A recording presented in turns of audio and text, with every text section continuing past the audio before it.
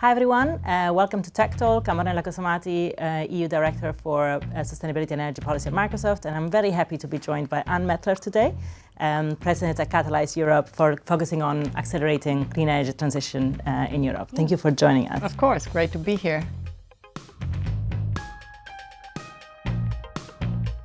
And you've been a leading voice for Europe to really accelerate the clean energy transition. Where do you think we stand today and what are the biggest challenges?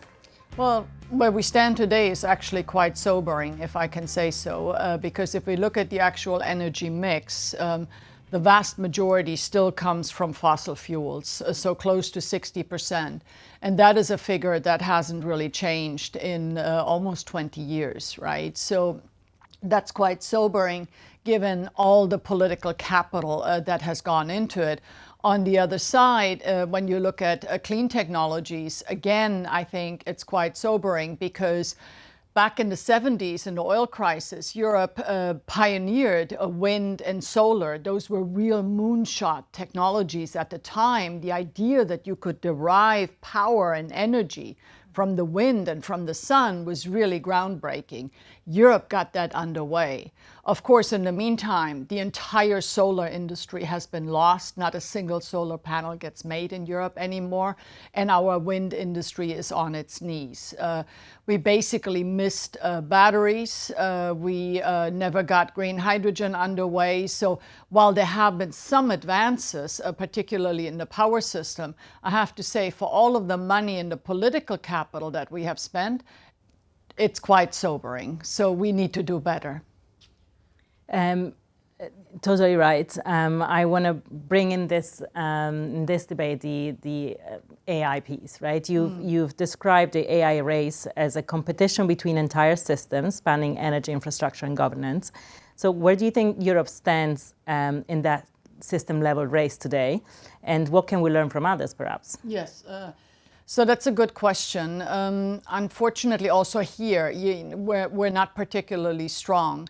And the comparison I will first make is with China. So Europe and China have remarkably similar starting points. We are both geographies, the EU and China, we're both geographies that don't have fossil fuels.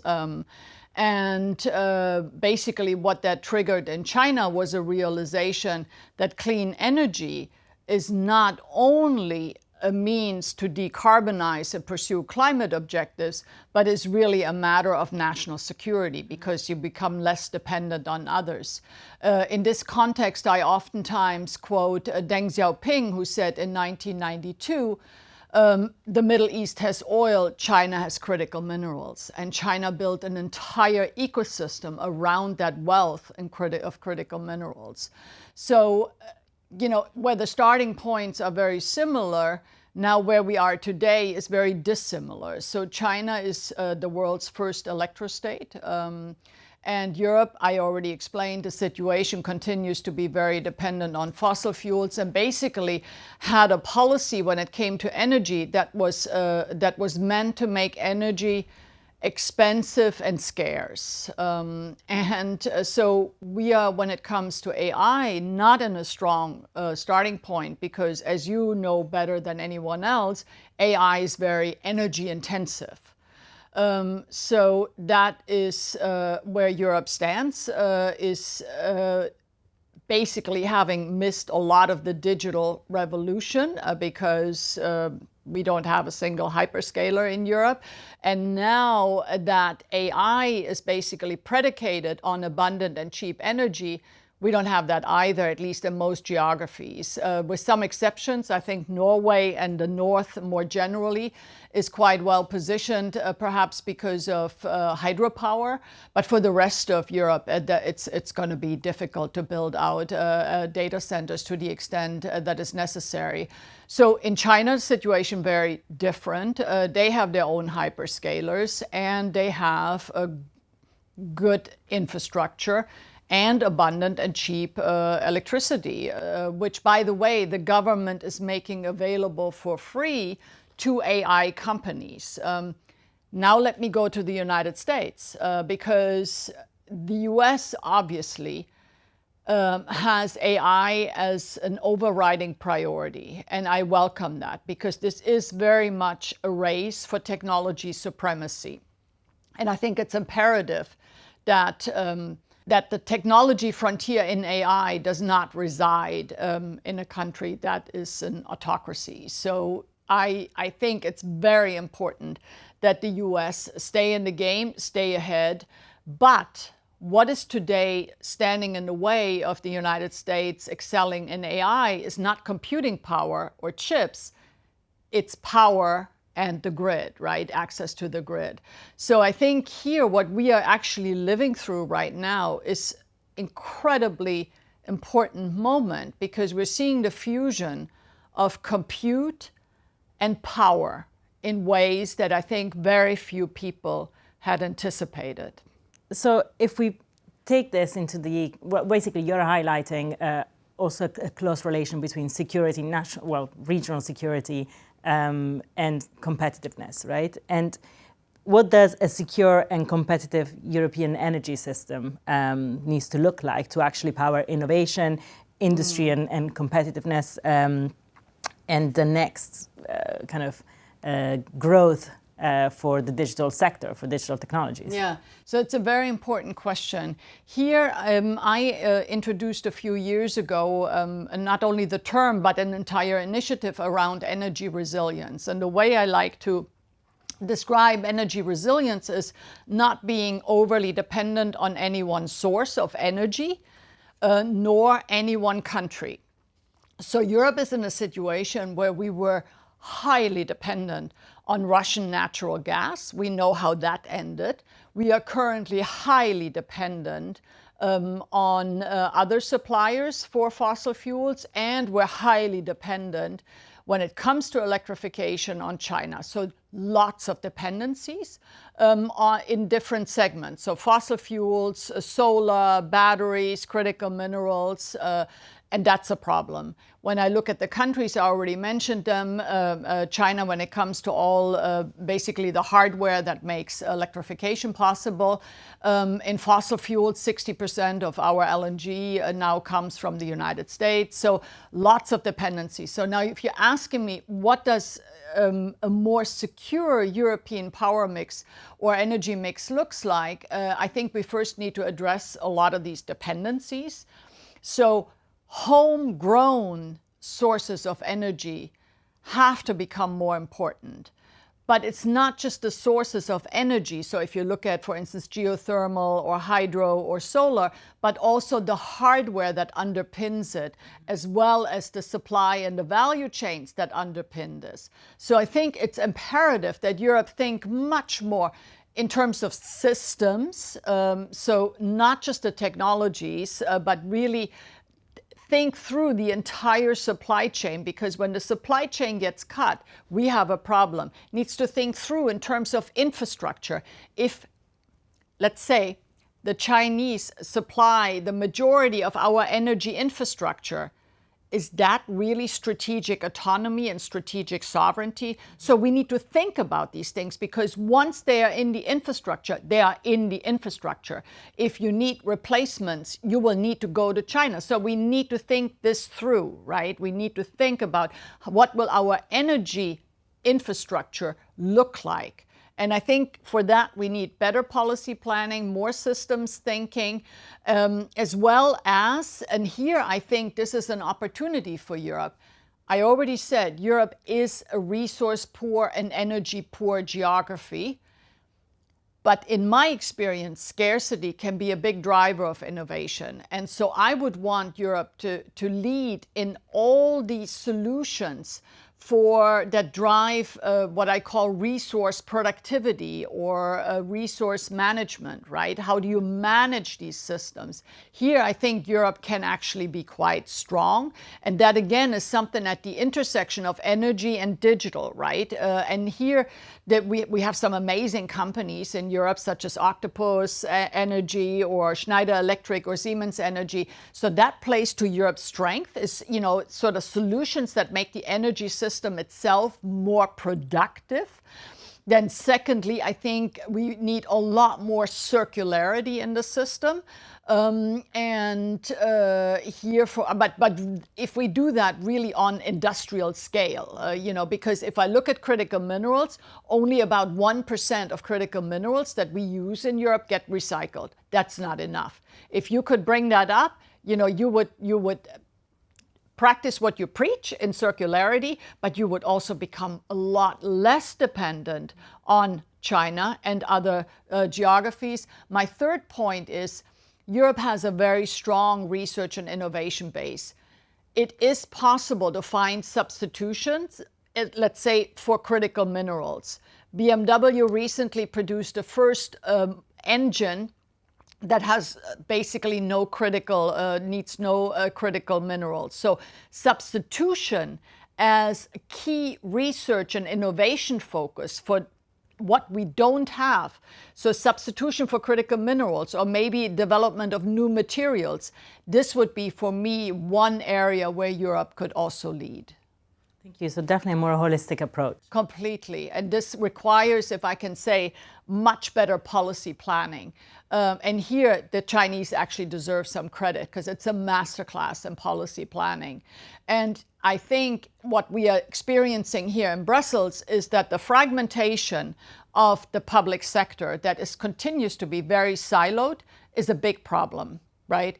So you have one department that deals with energy, another one that deals with digital, another one that deals with security and defense, and another one that deals with industrial policy. And all of that will need to be brought together in ways that Brussels has never been able to do so, including, by the way, trade policy and competition and state aid policy. Because as long as our markets are wide open to subsidize products from abroad, it's going to be very difficult to get some of these new sectors and new technologies off the ground in Europe and help our own companies grow in this so-called single market. Thank you. I want to bring in speed. It's an AI race, and there are some races you can catch up with, and some others, they say that if you're not fast, you're just lost. So my question is, can Europe really scale AI and data centers capacity if we don't get to speed up permitting? And can permitting be something that Europe speeds up? And how do we manage that balance with member states? Because this is still a very local and regional reality. Yes, of course. And in fairness to the European Commission, it has put forward proposals on how to speed up permitting. And permitting is a very important aspect. But I think we need a paradigm shift in how policy is made. Because even if you speed up permitting, if everything else stays slow and overly complex, you're still not going to get the breakthroughs that you want. So what I've been advocating is what I call the 3 S's, and it's scale, speed, and simplicity. Because again, thinking more around systems, we need just a new way of doing policy. It is a fact that, as long as Europe is very much associated with slow, small, complex, we have a problem. To give you an example, just earlier this week, I met a very inspiring entrepreneur who works in semiconductors. And in fact, his company was described to me as the new ASML. So, it's a very promising company. And I said, what is your, advice for Brussels or for Europe? And he said, execution speed. So for companies, if they think they operate in a system where getting a permit, where understanding legislation and regulation, and where just everything is really overly complex, overly difficult, the compliance, right? So permitting, yes, is important, but it's far from enough, So that's why I'm saying in this, and you are right to allude to this, this is a competition. We need to be very clear about this. I was a Director General at the European Commission from 2014 to 2019. When I went into the Commission in 2014, we thought of China as a developing country. By the time I left in 2019, we referred to China as a systemic competitor. 5 years. So it's really time to understand this is a competition, others are catching up, and we need to do better, much better, because the technology frontier no longer resides in Europe or even in the West for that matter. And these are very, very serious developments. Let me add to that something that I've been thinking about recently and that I am worried about, because Europe always, even if we don't produce it, we always felt like we have access to the most cutting edge technology if we need it, if we want it. And I think that's no longer guaranteed. If I look at the most cutting edge AI models, we don't have access to them, right? And that's becoming a security threat. If I look at the most cutting edge battery technology, I'm not sure we have access to that from China. You know, the batteries that are being built here in Europe is basically 4-year-old battery technology by these Chinese companies. So, you know, the more we do not stay in that technology race, the more we will feel the consequences, not only in economic decline, but in not really having the most access to the most cutting edge technology that we need to regain competitiveness and also to remain secure. I want to follow up on your 3S. You said speed, simplicity, and scale. Where does predictability fit in? Because for investments, you know, whether for European startups you mentioned or European businesses, for investors, predictability is also what makes you know, investment decisions worth it or not. Yeah, I think that's an important point. Frankly, we live in a world where I'm not sure anyone can guarantee great predictability, particularly in democracies. So that being said, I continue to believe that democracies and Europe at large and other geographies that have democratic systems have inherent strengths. But it's time that we build on these again. What I'm saying is that when I was at the European Commission, I was in charge. I was the chair of the European system for strategic foresight. Now, a lot of people think strategic foresight is like looking in a crystal ball. No, it's not. You know, but it's basically interpreting at an early stage sort of signals of future trends. And I think Europe needs to do this much better, because you speak about predictability, but systems that never see anything coming, that just manage the crisis of the day, they can guarantee no predictability other than, you know, you're going to have perennial crisis. So I think it is really incumbent on the policy-making machinery here in Brussels to do a lot better, to see things. I mean, if I hear now that we have a really big sort of reflection on China, then I say, that's great, but it's also 10 years too late. You know, this is our industry has been decimated by these very open markets that we have had for a country that, frankly, we don't even have a trade agreement with, that has not reciprocated that openness. And so I think it's honestly, it's been quite poor policymaking. And if I can say a word about particularly what I know best in clean energy and predictability, clean energy by definition needs to be de-risked. Clean energy by definition needs subsidies in the early days. What is Brussels' precondition for giving subsidies is that you have to prove market failure. How do you prove market failure when there's not yet a market? So this is something that these companies that I tried to help scale in the European market perennially had to face is this market where they couldn't scale. It was very slow. It was overly complex. They needed subsidies to de-risk, because when you're in energy, you're in the long game. This is nothing. This is not like digital where you can have quick returns, right? You really have a 20 or 30-year investment horizon. And if you're then confronted with a trade policy and basically, you know, a lot of subsidies in China. The IMF estimates around 4% of GDP go to subsidies. And of course, it's also cheaper to produce in China, and then these products come unfiltered on the European market. How is any European startup supposed to compete with that? So, but it happened for many years now, and with the result that a lot of our existing industry is in decline.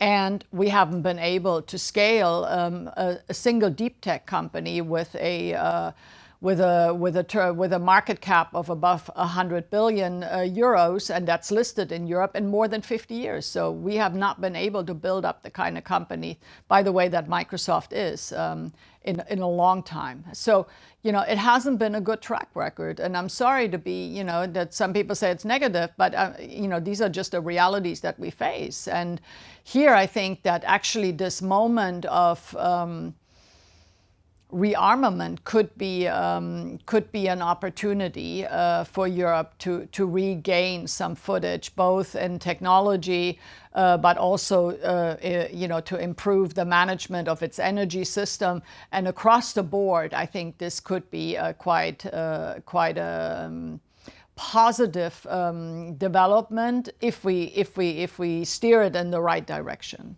You mentioned reality. So do you feel that current policy frameworks actually reflect real-world business and societal needs? And what is it that could be done better to align these two? Well, I think what you can say in defense of European policymaking, and there's also a reason, obviously, why we all live here, is on balance, European policy wants the right things. It wants human-centric technology. It wants good social welfare system. But where it's gone wrong is basically that in order to do all that, you need economic underpinnings. You need technology leadership. You need to be best in class when it comes to innovation and growing new companies. And I think this is the moment where sort of reality hits now, and we need to reconcile that if we want all these nice things that Europe wants to stand for, we always talk about the European model, if we want that, then it's not optional to have a strong economy that underpins it. And I think this is what has really led to this really marked shift in the last couple of years, where now all the policymakers are talking about competitiveness, but I'm sorry to say that so far, I think, because you ask about the realities, that hasn't really hit home. I think for companies, nothing's really gotten easier or faster or cheaper.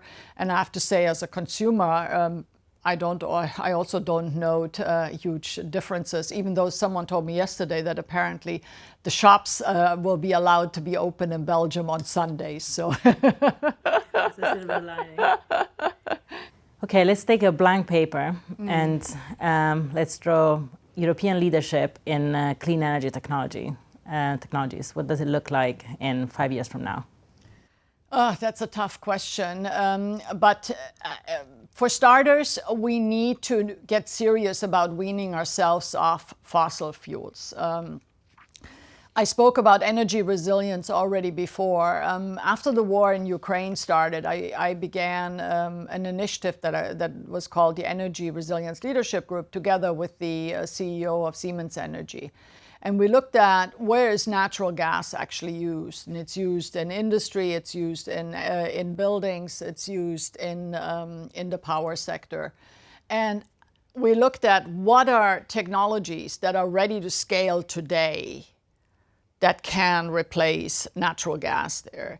And there were plenty of technologies that could do that.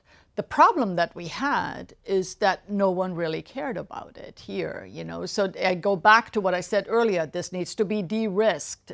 Someone in the policy-making apparatus has to pay attention to not only developing these technologies and having a few startups, but actually helping them scale.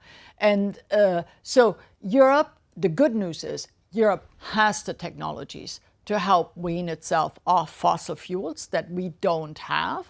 That's on the one hand. We also have the technologies and the solutions that can help us become less dependent on China. So what I would like to see is a clean energy system that is a sovereign energy system, that where really we control the infrastructure, we bring some of the manufacturing back. If we don't bring it back, maybe we co-shore it to other friendly countries, like I'm involved now in a solar project in South Africa that wants to produce for the European market. I think those kind of things we need to look at. It's just a much smarter system with less dependencies, more homegrown technologies, but also more homegrown economic success stories, companies that can grow in this market. Also, I spoke earlier about this optimization of the energy system, right? So obviously we need to work with data, we need to have smart meters, we need to really, I go back to this fusion of power and compute, right? Europe in principle has what it needs, but someone's got to bring it together, and that's going to be a tall order. But I see a system that is smart, that works for our startups and established companies, as I said, that really relies on homegrown sources of energy and that can build new markets. I am convinced that, like grid productivity, helping to get more out of the existing grid without having to build new grid and deal with all the permitting. Those technologies are here today. We need to apply them. So productivity, circularity, substitution, this is what I would like to see. And I think Europe can be a leader there, provided we get serious about this now. Ann, thank you so much for joining us and for sharing your insights with us. It was a great pleasure. Thank you for having me on.